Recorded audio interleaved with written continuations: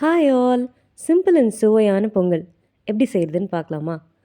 அதுக்கு ஒரு குக்கரில் முதல்ல ஒரு 4 ஸ்பூன் நெய் தாராளமாக விட்டுக்கலாம். நெய் நல்லா உருகுனதும் ஒரு 3 பச்சை மிளகாவை நான் வந்து கீறி எடுத்திருக்கேன், அது சேர்த்துக்கலாம். அப்புறமா கொஞ்சம் இஞ்சி இடித்து சேர்த்துக்கலாம். எல்லாத்தையும் நெய்யோடு சேர்த்து வதக்கி விட்டுக்கலாம். எல்லாம் ஒன்றா வதங்கினதும் நான் இன்றைக்கி 1/2 கப் பச்சரிசி, 1/2 கப் பைத்தம்பருப்பு, ஸோ ரெண்டும் சேர்த்து நான் 1 கப் எடுத்திருக்கேன். அதையும் நாம் வந்து இது கூட சேர்த்துக்கலாம்.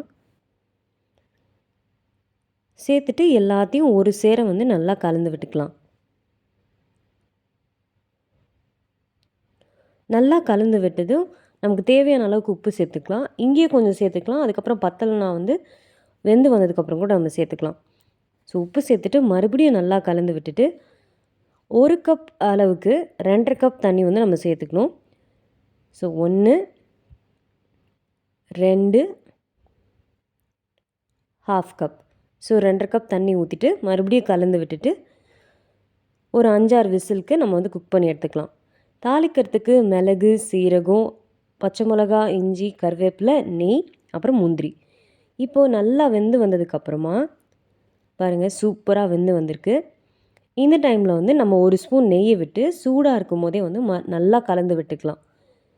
சூடாக இருக்கும் போதே கலந்தோம்னா அரிசியும் பருப்பும் வந்து பிளெண்ட் ஆகிறது வந்து ஈஸியாக இருக்கும்.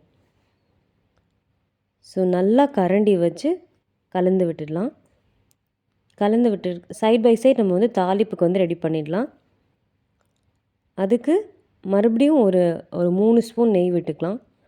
பொங்கல் பொறுத்த வரைக்கும் அதோட டேஸ்ட் என்ஹான்ஸ் ஆகிறது இந்த நெய்யில் தாங்க இருக்குது. எவ்வளோ நெய் விட்டு பண்ணுறோமோ பொங்கல் அவ்வளோ டேஸ்டியாக இருக்கும். ஸோ ஒரு 3 கரண்டி நெய் போட்டுட்டு நம்ம எடுத்து வச்சுருக்க கருவேப்பிலை, இஞ்சி, பச்சை மிளகாவை சேர்த்துக்கலாம். எல்லாத்தையும் சேர்த்துட்டு நல்லா கலந்து விடலாம்.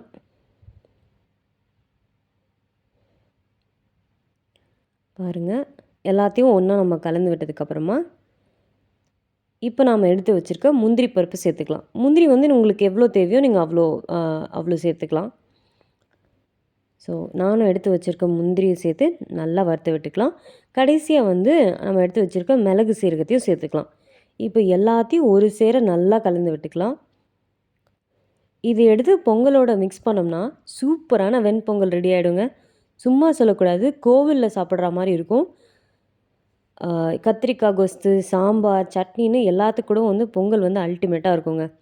எனக்கு ஃபஸ்ட்டெல்லாம் பொங்கலே பிடிக்காது. ஆனால் இந்த மெத்தடில் ட்ரை பண்ணி சாப்பிட்டதுக்கப்புறம் பொங்கல் என்னோடய ஃபேவரட் டிஷ் ஆகிடுச்சு. எனக்கு மட்டும் இல்லைங்க, என் ஹஸ்பண்ட்க்கும் பொங்கல் வந்து ஃபேவரட் டிஷ் ஆகிடுச்சு. பொங்கலே பிடிக்கல அப்படின்றவங்க கூட இந்த மாதிரி செஞ்சு பார்த்திங்கன்னா ரொம்ப விரும்பி சாப்பிடுவாங்க. அதுவும் நீங்கள் வந்து இப்போ தான் குக்கிங் கற்றுக்குறீங்கன்னா நீங்கள் இந்த மெத்தடில் பண்ணி பார்த்தீங்கன்னா பொங்கல் வந்து உண்மையாலே சூப்பராக வரும். நான் வந்து இன்றைக்கி பொங்கல் கூட வந்து தேங்காய் சட்னி தாங்க பண்ணியிருந்தேன். இதுவும் என்னோடய ஹஸ்பண்டோட ஃபேவரட் காம்பினேஷன்.